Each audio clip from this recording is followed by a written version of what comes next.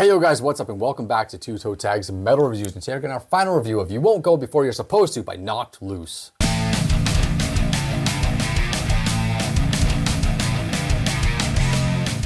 So we spent the week listening to this album as much as we possibly could, and as we said in our first impressions, being a short album, that's a real test. It is. 27 minutes, one of the shortest LPs we've checked out on this channel. Probably the shortest. Probably the shortest, yeah, I would agree with that.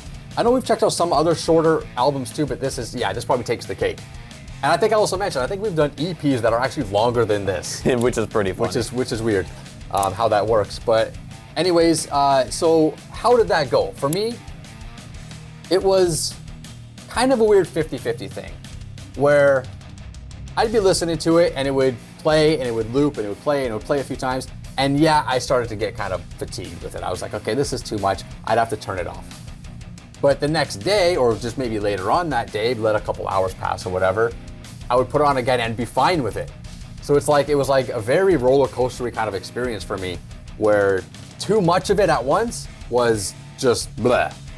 But spread out more, it was a lot more palatable for me. It was a lot more digestible for me. Yeah. So it's hard to really gauge that factor for me, because it was like, you know, it was good and bad at the same time. Well, I guess the question, if that's your experience, the question to ask is that days throughout the week, were you getting sick of it, or was it still fresh for you consistently? Because then, if it was consistently fresh, then in that case, all you have to do is just give the album a break every once in a while and then come back and it's good again. Yeah, so fresh isn't a word I would use. I think even like starting like day one, like when I start reviewing these albums, I go like basically from after we record our first impressions video, I start listening to the album basically, right? And by like day two, like the next day after I'd listened to it a dozen times already, I was like, ugh, this is already starting to bore me. I wouldn't say bore, but I'm already kind of over it, right? It's not, it didn't feel at the time, it didn't feel strong enough of an album to maintain my attention that much, that often. So I struggled with it pretty early on, but like I said, I would take a break from it and then put it on again and go, oh yeah, this is awesome. And then it would play a few times and I'd go, okay, that's enough. Whereas, just for comparison, other albums that, you know, tend to have, I guess, more content that was pleasing to me, there's albums I never had that problem with, where I can just play them on loop repeatedly over and over again and never get bored of them. So there's some weird factors to consider there. As far as my, that aside, the whole replay value thing aside, which I'm kind of torn on, the tracks on this album were a bit hit and miss for me. I think all the songs on this album are strong. I think they're strong in their own way. And this is something that a lot of people commented, is that a lot of them just sound too much alike. And I can agree with that to an extent. I think they each have their own personality in a way, especially a few songs like Take Me Home, for example. Slaughterhouse with the Chris Motionless feature also has its own vibe. Slaughterhouse 2 to be specific. Slaughterhouse 2, my bad, yes. But you take songs like the first two tracks, Thirst and Piece by Piece, to me, though, that could be one track, right? They sound different enough that you can identify them, but overall, they're very same energy, very same vibe to me, and they also blend into each other. They're very smooth transitionally, so I feel like that could be one track and it would be like kind of like a more progressive song, you know, switching sections, but yeah, you know, that's just that. You can even say that about the whole album though. It kind of flows with itself very nicely. Exactly, and that's part of the issue, is that it's got a smooth flow, but it's too much alike in a lot of ways, and they do switch things up, right? It's not a wall-to-wall same thing like some other albums. They do switch things up, like Moss Curver's All, Take Me Home, and Slaughterhouse 2. Those three songs kind of all have this vibe in the middle that are a bit different than the rest of the stuff. Sit and Mourn is also a good example of a song that sounds different, because you have basically a minute or so of vocals towards the first bit of the song, and then the last like half or so of the song is just like a down-tempo groove that they just ride out. Yeah. And I think that's super fitting for an outro. I thought it was super fitting. I thought it was good that it sets itself apart from the rest of the album, which is very balls to the walls, in your face, high aggression, high octane. This kind of lays it back and kind of rides out this thing. What I would have probably preferred, and this is, I'm going to contradict myself a little bit here, and I'm aware of this. I would have preferred something like that more in the middle of the album. And now Take Me Home kind of gives you that, but I didn't like Take Me Home. It just didn't, I don't know, it didn't do the job that I was hoping it would do. And I think if it was more like Sit and Mourn and had more of a groove vibe to it, it would have worked a little better. Now Take Me Home, I mentioned last week that it gave me some self-titled Slipknot energy vibes, and you gave me kind of a look like you weren't sure what I was talking about. Maybe you hear it, maybe you don't, but I mean, if you listen to Scissors and then you listen to that, I don't know, that I feel like there's like a pretty close comparison there between the two. It's not, one-to-one exact or anything like that, but I feel like there's a very similar comparison to be had there. And I found that interesting. Did I love it? No, not really. Do I love Scissors? No, not really. It's, fine, it is what it is. It's art, but it's not really, music to me. And it is, but it's just, I'm using probably the wrong words to describe how I feel. But as for stuff I really did like, though, there's a couple songs that stood out to me, and they're ones that, we've talked about already on the channel. So Blinding Faith and Suffocate. So Blinding Faith, I love the screaming on this song sounds a little bit more feral than the screaming on the other songs. It just really sounds like his vocal cords are being strained to the max, and I can appreciate that. And the best part of the song, though, was those little guitar leads in the middle of the song that, like, if you watch our reaction, we kind of got hyped about that. Yeah, it was sick. That was still a huge highlight for me on this album and that song specifically. So I think that's, double thumbs up for Blinding Faith. But the best song in this album is still Suffocate. And a lot of people will attribute that to Poppy's feature, which I think is great, but it had nothing to do with that for me. I mean, she adds value to the song, but just the whole song, I just like the bounce it has. I like a lot of the factors, and I see a lot of people talking about the reggaeton breakdown, which is super cool. Well, here's the thing. Yes, it's super cool. I love it. It's my favorite part probably of the whole album. I just love that dynamic there. But when I see people talking about it, I can't tell if they're trying to shit on it, like why the fuck are they doing this, or if they're mentioning it because they like it. And nobody's really clarifying what they actually mean when they're like, oh, the reggaeton, oh, they've had to include the reggaeton. Because I can't tell their demeanor from the comment. Right? Yeah, I mean, it's text, right? It's hard to... Do you like it or do you not like it? So I like it. I thought it was cool. I thought it was tastefully integrated, and I think it's just a really cool breakdown. And I thought for anybody that does like that stuff, I thought of a couple other songs that use reggaeton rhythms in their songs. And that's 20s by Ghost, which is also a really fun song. Yeah. And Jet Pilot by System of a Down. Those are two songs that I could think of that use that rhythm. And it's just really cool. You don't hear it a lot when it comes to alternative style music. Yeah. Because it's more of it's on the other end of the spectrum, really. So yeah, I had a mixed week, right? As you can tell, my opinions kind of are bouncing all over the place. But I did enjoy it. So yeah, it's what it is. But go ahead, what do you think? Well, I guess I'm going to start in the same place that you did and talk about how the length of the album went for me. Okay. What's interesting is that this is a 27-minute album, as we've said multiple times. It didn't really feel like it. And I've been through entire listening sessions where I wouldn't get through any other album in that same time frame of that listening session. But it didn't really feel like, to me, like it feels like there's not enough content.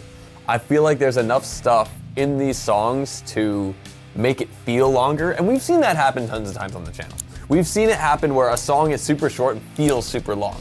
Yeah, because there's so much packed into it. That's how I felt with this album. Because I feel like, and this is what Knocked Loose does very well, they're a hardcore band, balls to the wall, crazy energy, pounding your face in all the time. They incorporate more than just that, where a lot of hardcore bands don't. Yeah. And I feel like a perfect example is the ending track, Sit and Mourn. I really like how it's like this kind of sad, emotional ending to the album and the story, I guess the kind of story they're telling here. And I thought that was sick, especially with them just riding off into the ending with just the groove at the end. Yeah. That's such a nice touch. You mentioned Take Me Home. I like that song quite a bit. I love the eerie, that guitar lick that plays at the beginning, which plays in partly in Moss Covers All. I thought that was really cool. It's like, oh shit, what's coming? What is this? Yeah.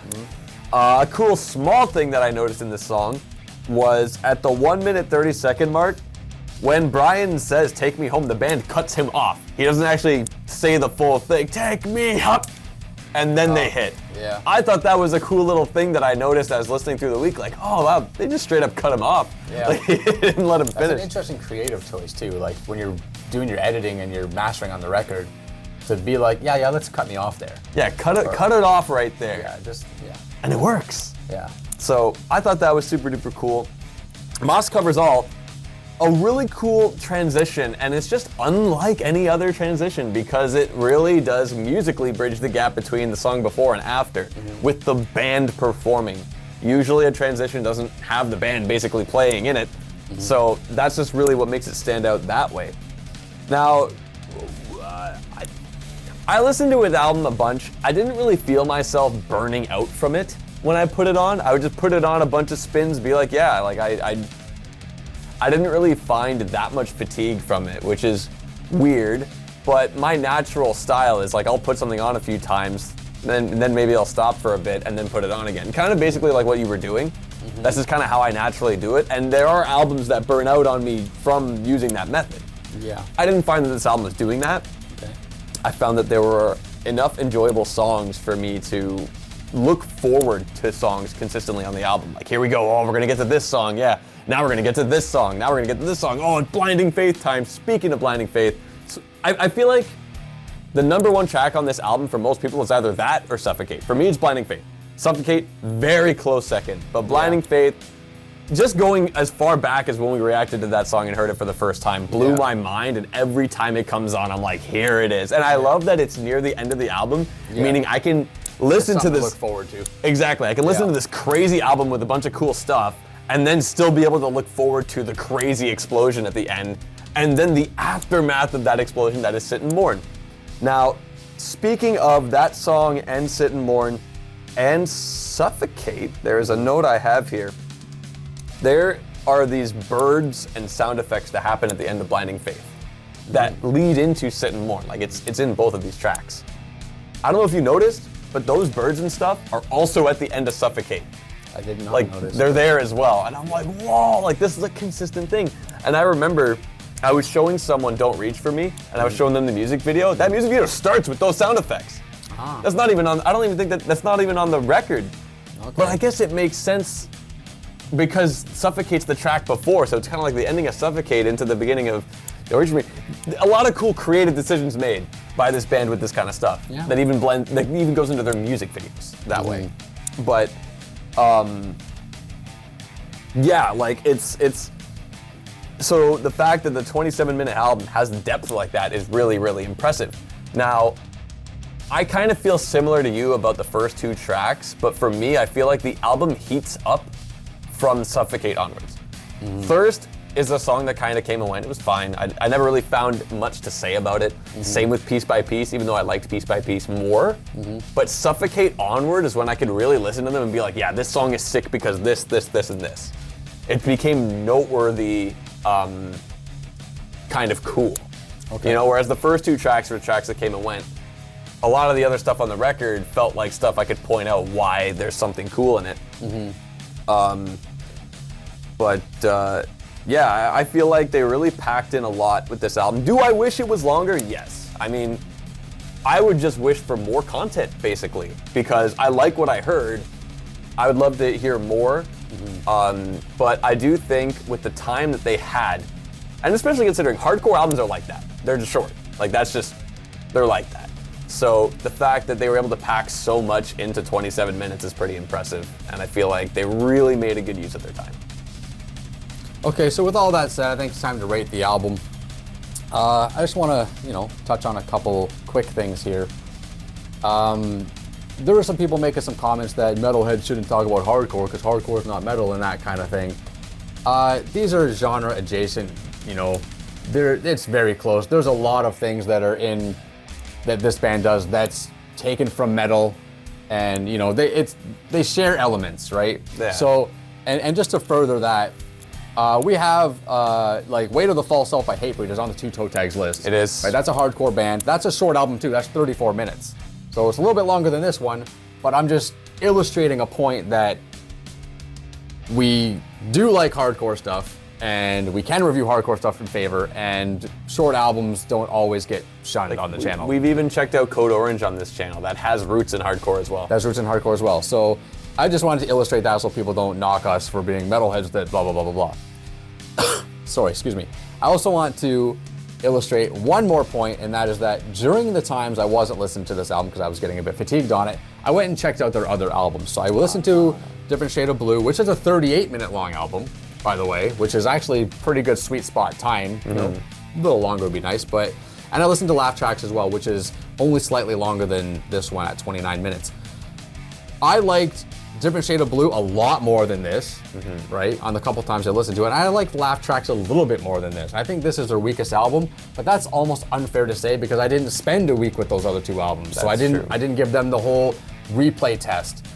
But when I did listen to them, I was finding myself a little bit more intrigued with the stuff I was hearing more often. And it felt to me like there was a higher diversity of good ideas in those albums. So anyways, let's get to my rating. So my rating is based on a rating system that I developed at the beginning of the year, where everything gets kind of scored a certain way, then I average out a score at the end. And because so many of these songs kind of blended with each other and didn't really stand out to me because of that reason, it hurt the score of the album. And I thought it was going to get a higher score, but I got to go with what the score ended up being, and it was a 53%, which means my score is landing on a 5, around 5. So it's a 5 for me, and I thought it was going to be higher, but yeah, there's just too much here that just blends and sounds kind of the same. Well, I guess my experience differed from Vile Self. I found that there was a lot of really cool and interesting stuff on this record, and like I said, I commend them for being able to fit so much stuff into 27 minutes. And I found that there were a lot of tracks that stood out, had something cool about them. And the creativity of this album is also huge. I think they did a lot of really cool and interesting stuff, especially for a genre that some people might think is just blending in with itself. I didn't feel that this album did that, and I feel like even when a song isn't stand out great, it's still pretty cool. It gets a toe tag from me. Interesting. I don't think this album had some of the most hype out of any album this year. Because it did have a lot of hype. Yes. All 3 singles, I still think are amazing. Yeah. They blew our minds when we heard them. Do I think this album perfectly lived up to the hype of those 3 singles? No, but I think it's still a very strong album, and it still gets a toe tag from me anyway. Yeah. Okay, well, that's a good score from you, and I guess, I mean, people are probably going to rip on me for giving it a 5, but it is what it is. I'm sure there's going to be people that agree as well. I mean, sometimes things hit with people, sometimes they don't. But, you know, we gave it the fair, honest chance, and unfortunately it's not going to make the list. I know a lot of people are probably going to be angry about that, because I did see people saying album of the year and blah, blah, blah, that kind of thing. But that almost happens with everything we review. So that's what opinions are, right? Yeah. Anyways, guys, that's it for this review. So please leave your comments down below and let us know what you guys think of our opinions and our ratings, and let us know what you think about this album after a week of listening to it. Subscribe if you guys are new to the channel. I'm Vile Self. I'm TV Fish. I'll see you guys in the next one.